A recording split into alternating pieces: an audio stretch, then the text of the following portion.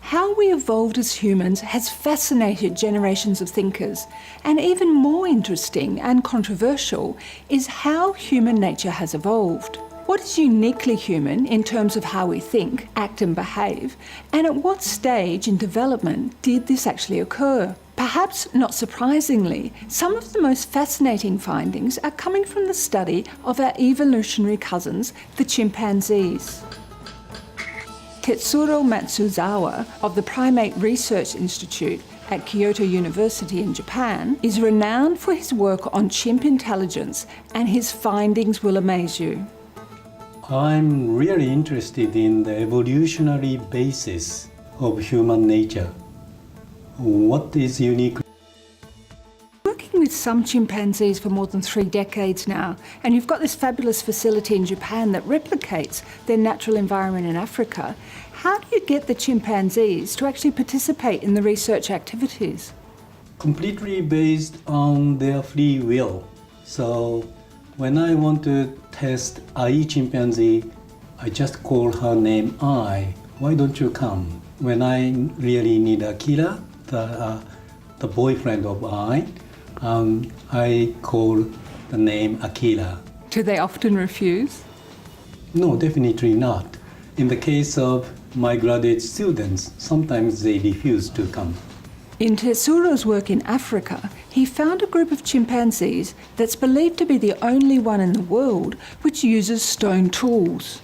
Just like Japanese use a chopstick to eat raw fish, but you Australians or some other countries, people do not use a pair of sticks as a tool. So the stone is a tool that's specific to their environment.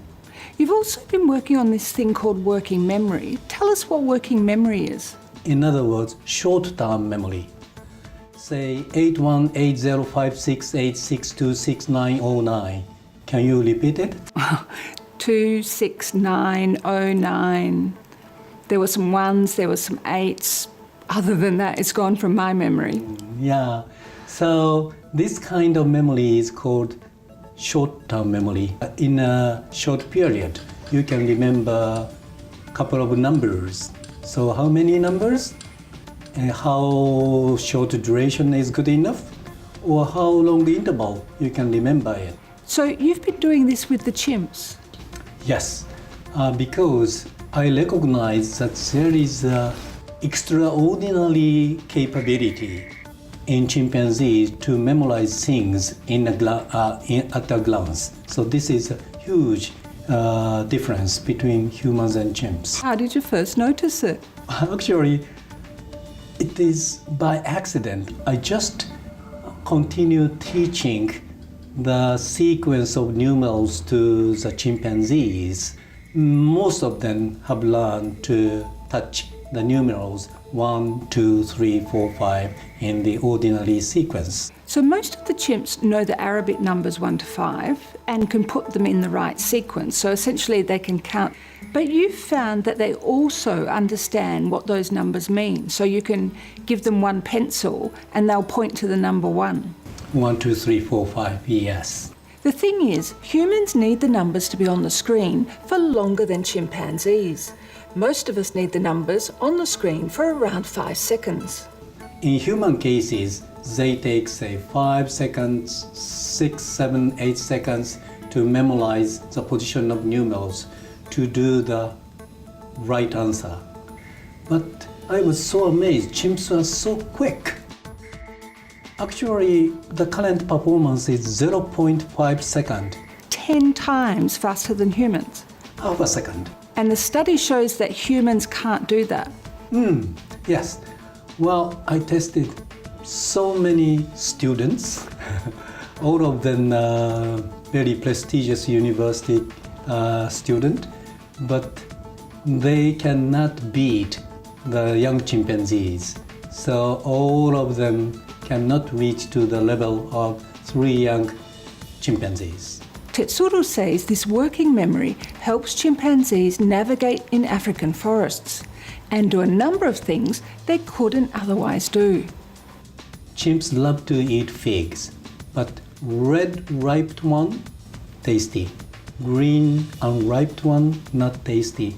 And the fig tree is huge. So at a look, you have to find where are the red ones. And even more, you have to find the top ranking male, second ranking male, third ranking male, because near the dominant males, you cannot eat figs.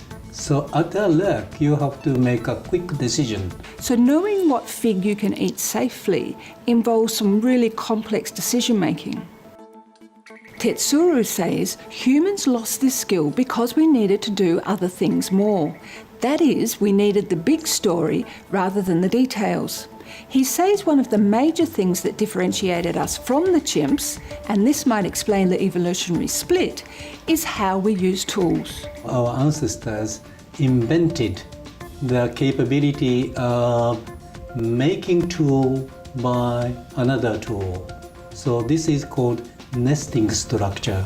Tools for tools for tools. So we have a deep nesting structure of the things. And chimps never do that. No. So one day an ape is born and it has this knowledge and it's better able to survive. And then after generations of evolution, patterns following patterns, we have humans? Yes. The other aspect is language for language.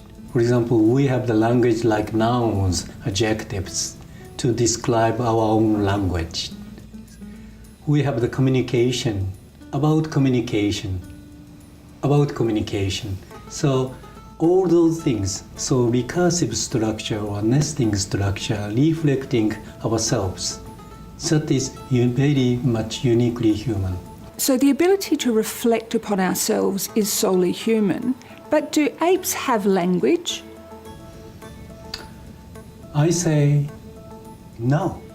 I do not deny that chimpanzee can learn hundreds of signs, but that language is quite different from what we call human language, because human language has the sentence, syntax, and the nesting structure, what I mentioned. The important point is we have the language and they may not have the language, but this time what I wanted to tell the people is they have extraordinary working memory. We do not have it. So we are different but equal. We are not superior to chimpanzees.